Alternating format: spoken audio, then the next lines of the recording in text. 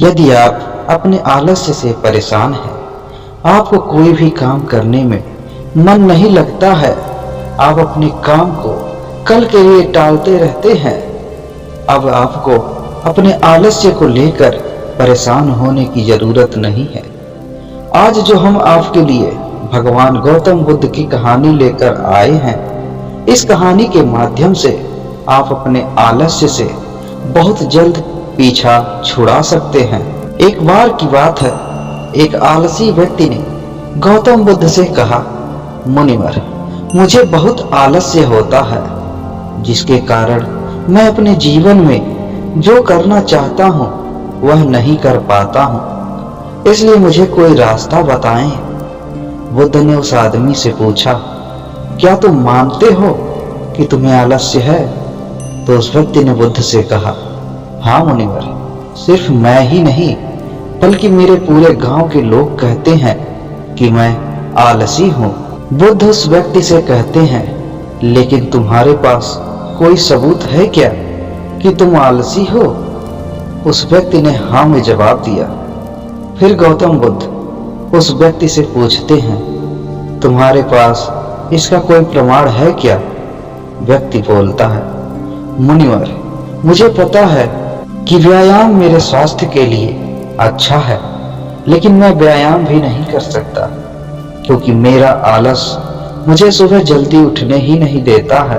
तब गौतम बुद्ध कहते हैं, अरे तुम ऐसे आलस्य से परेशान हो? व्यक्ति ने कहा, हाँ मुनिवर। बुद्ध ने कहा, लेकिन क्या तुम जानते हो कि आलस्य आखिर होता क्या है? उस व्यक्ति ने कहा कि मुझे नहीं पता कि आलस्य क्या होता है, लेकिन जो कुछ भी है यह बहुत बुरा है। बुद्ध ने कहा, सबसे पहले तुम्हें यह समझना चाहिए कि मनुष्य के भीतर जो कुछ भी स्वाभाविक रूप से है, इसका कुछ उपयोग है। यह बुरा या अच्छा नहीं होता है।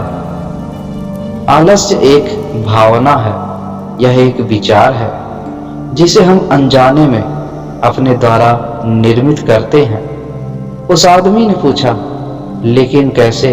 फिर बुद्ध ने कहा कि आलस्य के जन्म होने के दो कारण हैं, पहला शारीरिक और दूसरा मानसिक। जब हम अपने शरीर को कोई ऐसा भोजन देते हैं जिसमें अपने आप में जीवन शक्ति न हो, तो हमारे शरीर में सुस्ती पैदा हो जाती है, क्योंकि यह शरीर ऊर्जा से चलता है और जैसा हम इसे देते हैं वैसा ही व्यवहार करता है।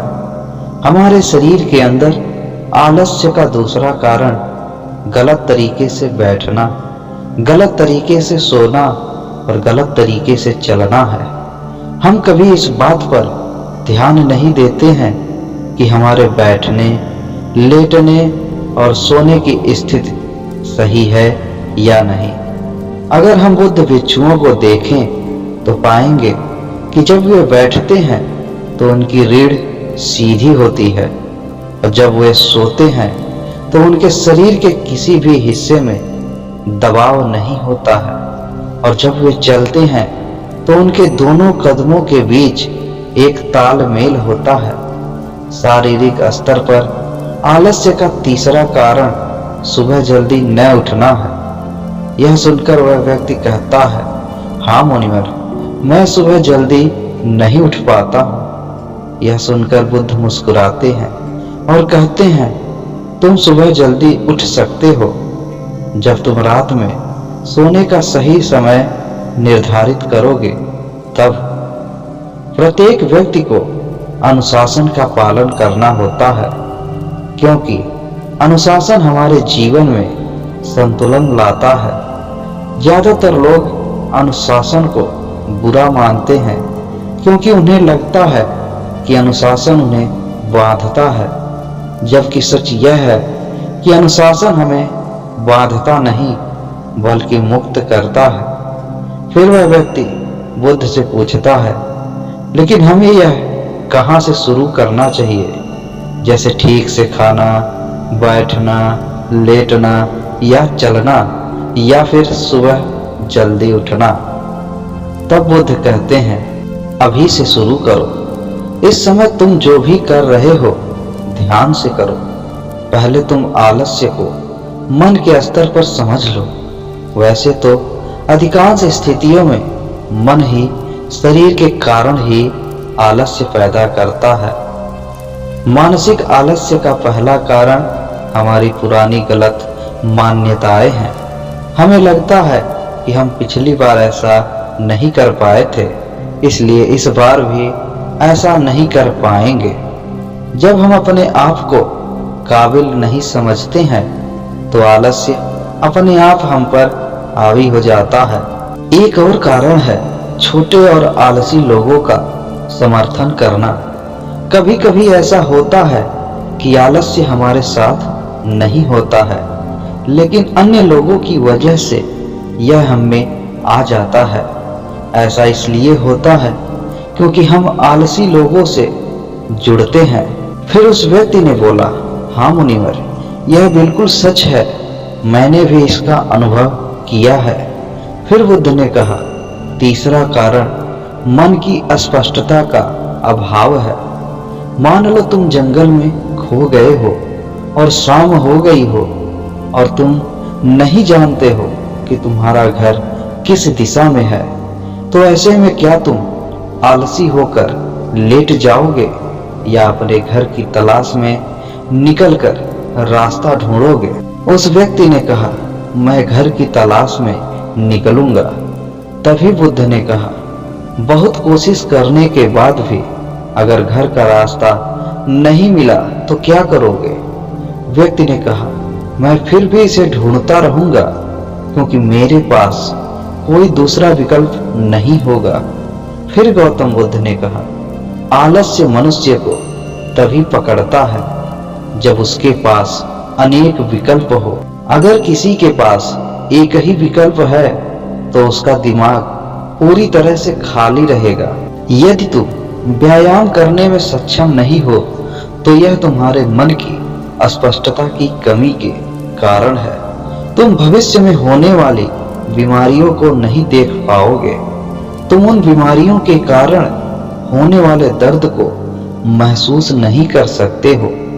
आगे फिर गौतम बुद्ध ने कहा, आलस्य का चौथा कारण यह है कि किसी भी कार्य को करने का कोई कारण नहीं होता है। मान लो तुम सड़क पर कहीं जा रहे हो और काफी दूर तक चलने के बाद तुम थक जाते हो और जब चलने का मन नहीं करता तब आलस्य हो रहा होता है। तभी तुम एक शेर को अपने पीछे दौड़ते हुए देखते हो, तो क्या तुम ऐसी स्थिति में भी अपने आलस्य के कारण वहीं रुके रहोगे? नहीं ना। तो इस बात को समझ लो कि आलस्य तुम्हें वह काम करने से रोकता है जिसके करने का कोई बड़ा कारण नहीं होता है। तभी उस व्यक्ति ने बुद्ध से कहा, धन्यवाद मुनिवर, अब मुझे आलस्य का सारा खेल समझ में आ गया है। भगवान गौतम बुद्ध उस आलसी व्यक्ति से कहते हैं, मेरी एक बात हमेशा याद रखना, जहां अस्पष्टता हो या कुछ करने का कोई बड़ा कारण हो, वहां आलस्य कभी नहीं हो सकता है। हम उम्मीद करते हैं कि आपको इस कहानी से जरूर कुछ सीखने को मिला होगा। अब आप भी अपने आलसीपन को छोड़कर गौतम बुद्ध के बताए गए उपाय के द्वारा अपने आलस्य को दूर कर सकते हैं। अगर आपको भी अपने आलसपन से परेशानी है और अब आपने इसे दूर करने का संकल्प ले लिया है, तो गौतम बुद्ध के इन तरीकों से आप अपने आलस्य को दूर कर सकते हैं। यह वीडियो आपको कैसी लगी हमें कमेंट करके जरूर बताएं और इस कहानी को अपने दोस्तों के साथ शेयर जरूर करें और हमारे इस वीडियो को लाइक करके और चैनल को सब्सक्राइब करके नोटिफिकेशन जरूर ऑन कर लें। जय हिंद।